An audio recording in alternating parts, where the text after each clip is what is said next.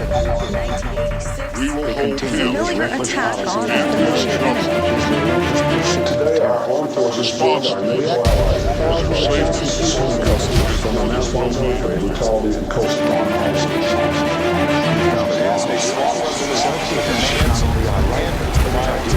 The definition of duty often changing. The result, irreparable.